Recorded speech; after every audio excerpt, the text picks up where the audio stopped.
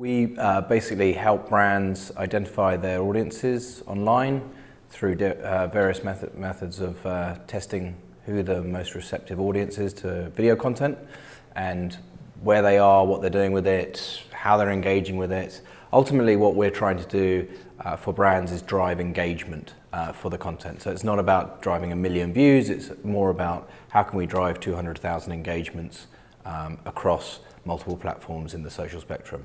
So ultimately, going beyond a view, and how we do that is we work with Facebook and we work with Twitter, and then we work with influencers across blogs.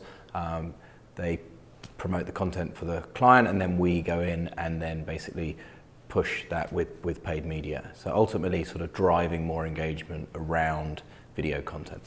So the most important topic for us is like, how do we sort of separate the mass impressions from driving engagement and getting the right audience to respond to content. So not just sort of scattergun approach that brands have typically taken in the past, but actually using social as an engagement metric. So we have the ability to find the right audience for brands and ultimately get the most receptive audience engaged with that brand.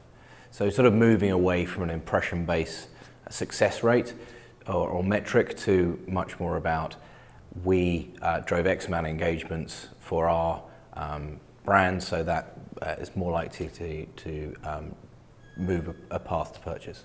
What's really interesting, what we're doing at the moment is working with sort of retargeting people based on how much they engage with video. So if you were to watch more than 50% of a video, we would consider that you were engaged in that brand, and then we would retarget you with additional content.